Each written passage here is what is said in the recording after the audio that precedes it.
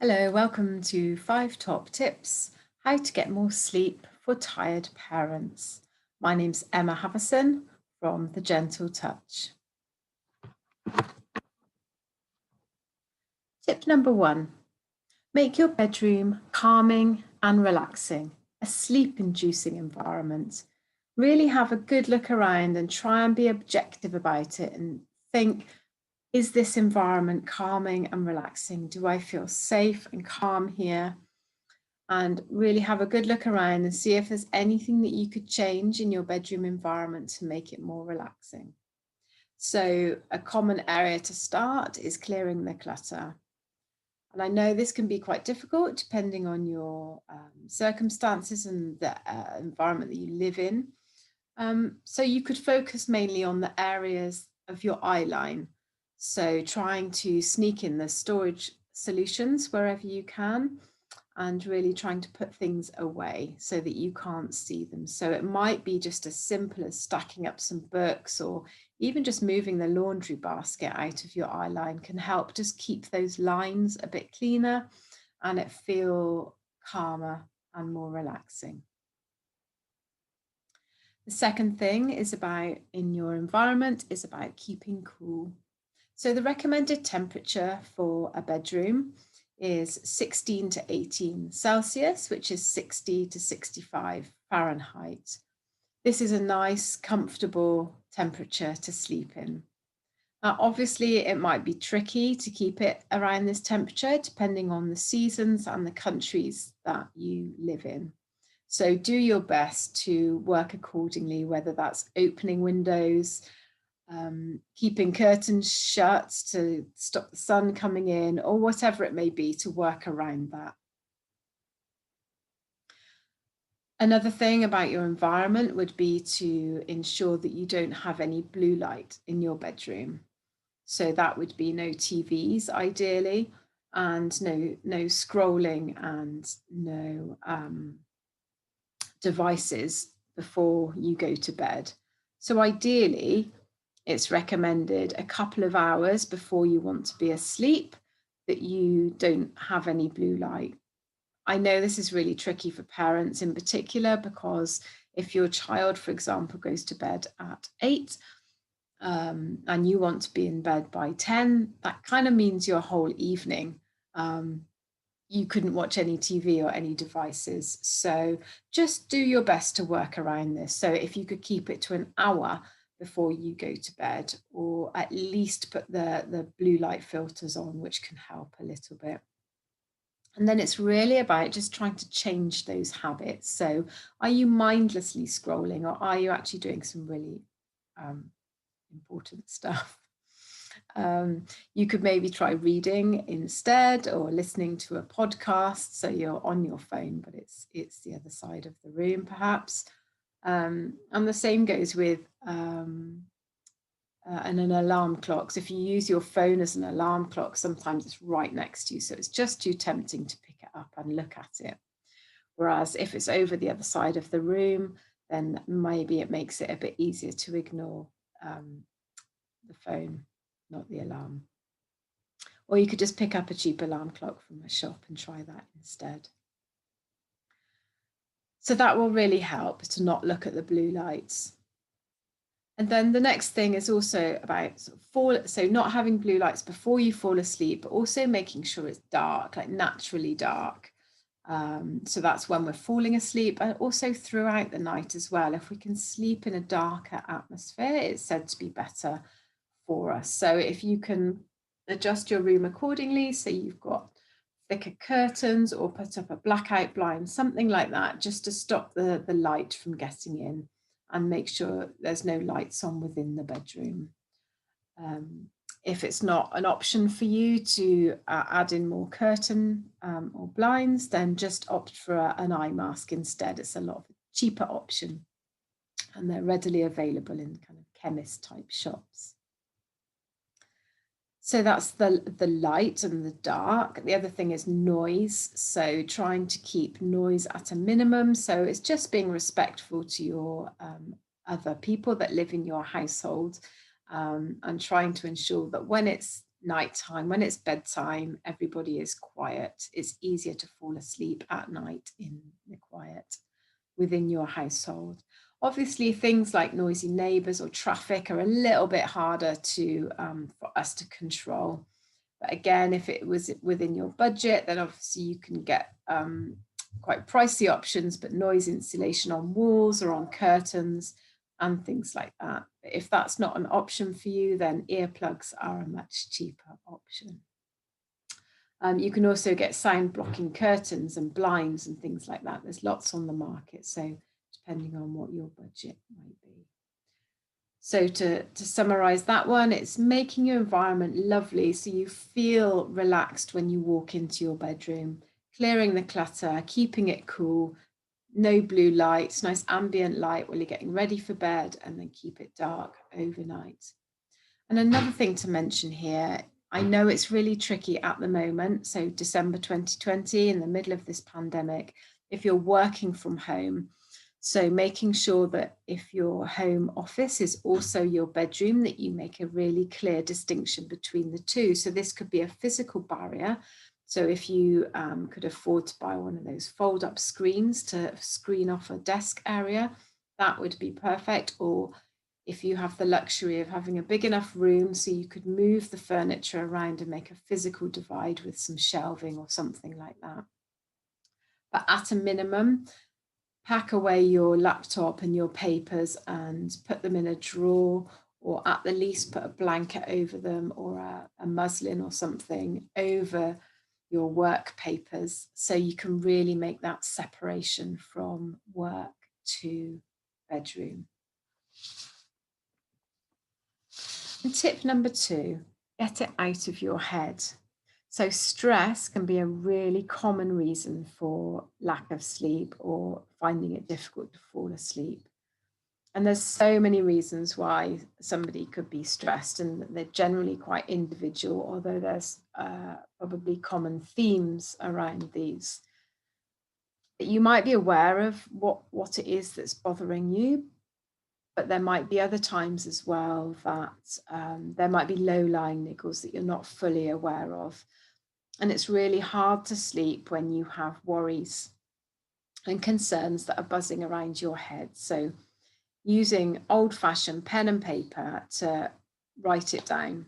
So you could keep this by your bed and write it before you go to sleep, or you could have it there at hand in case you wake up in the night and then need to write down whatever it was that came into your head. It would just help your mind rest that little bit more if thoughts aren't buzzing around. So getting those thoughts out. Some people find keeping a journal really helpful for this exact reason. So it becomes more of a deliberate practice and a timed practice. So something that you do every evening after the children have gone to bed, and before you go to bed, you make a point of having some time to write all your thoughts out, how your day's been in your journal or diary. And also you might find talking to somebody as well. So making a point of finding somebody that you can confide in, whether that's a phone call or a face-to-face chat, whether that's on a formal or an informal basis. But it's really important to get these stresses out and deal with the stresses that are happening in your life that are stopping you from sleeping. Tip number 3, help your circadian rhythm. So we have this rhythms, the circadian rhythms that are going on within our body. So it's essentially your 24-hour clock, controlled by the base of your brain. But there's so you've got a 24-hour wake sleep cycle that's happening, and this goes on whether we do anything or not. But what we do can make a big difference to this sleep-wake cycle. It can have a big impact on it. So getting outside in the daylight can be really important, particularly in the morning. So just as we were saying, it's important to have dark when you fall asleep and overnight to wake us up in the morning. the circadian rhythm. So when light hits the back of our eye, it sends a signal to us that it's morning. On a really basic level. So if you can get outside in the daylight, particularly in the morning, then that can be really helpful for getting that circadian rhythm strong. It doesn't matter if it's a grey day, it still has the same effect. And I'll jump to the fourth bullet, which is about exercise. So you combine the two with getting outside and doing some exercise. And I know having exercise, just sometimes the thought of it is exhausting when you're sleep deprived, but it doesn't have to be on a kind of Olympic level. It could be a walk around the block. So you get up, if you have children, take the kids out or take the dog, or just by yourself, go out and walk around the block. It could be as simple as that, or doing some stretches if you're inside the house. But if you can get out, you can combine the two then. And the other thing is having a regular sleep-wake cycle and a bedtime routine. So I'll link both those points together. But we regularly talk about having a bedtime routine for our children. In fact, most people do this. I find it really important and can see the benefit of it. Yet very frequently I talk to parents and they do not do a similar one for themselves. They just don't think about it in that same way, or perhaps our bedtime routine is there, but it's perhaps not so healthy and it's not as sleep conducive as it could be. So really having a think about what you're doing before bed. So similar to what you might think with your children. So bath, and allowing yourself some time to cool down before you get into bed, and then maybe reading a book or writing your journal or something like that. So doing, linking that into the regular sleep-wake time. So doing that at the same time or similar time every night will just help your body get into that practice and that circadian rhythm. So that's your sleep time, and then waking at a similar time as well. So sometimes it's really tempting to have a lie-in in the weekend, and a short one is fine. But if we're having hours more in the weekend, then that could just be something that might be quite easy to tweak. You could make up for it with a short little nap, maybe a 15-minute little power nap in the morning, maybe no later than sort of 1-ish. Otherwise, it can start impacting on nighttime sleep as well for us adults. So that's just a couple of things to think about with your routine and what you do and how you go about your day and how it can impact your sleep. So number 4, eat well and drink well to sleep well. So you may or may not have put the connection together with your diet and what you put in your body to how well you sleep, but it can very much be linked. So try and think about protein-rich foods, which can help sustain you throughout the day. So particularly if you're really tired, you need that extra energy. So think about adding in more meat and eggs and fish, or pulses and tofu as well, to really help boost that diet. And drinking lots of water, which can also help you feel less tired in the day if you are dehydrated.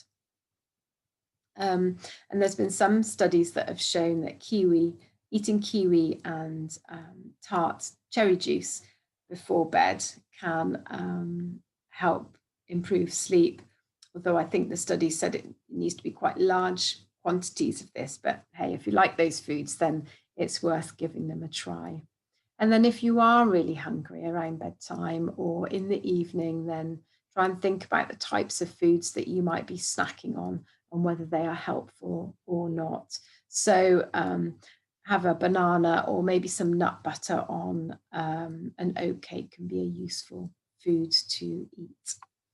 Trying to avoid things like sugar, alcohol, and tobacco, because these can all interfere with our body's natural sleep rhythms and are really can be quite detrimental to how easily we fall asleep or stay asleep during the night. So if you can stop drinking caffeine as well by about 1 o'clock, that can have a big benefit because it has quite a long half-life, so it can remain in your body for sometimes a lot longer than we might think. So I know caffeine helps you get over those tired slumps in the afternoon, but that can also have a knock-on effect into the evening.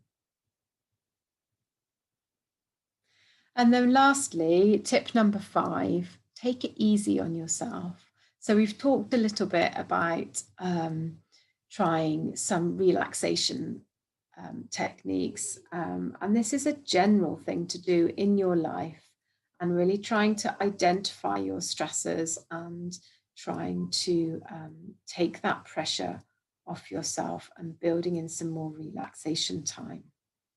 And then also trying to drop the pressure at bedtime or during the night. So if you're finding it hard to fall asleep, then don't lie there for hours getting frustrated.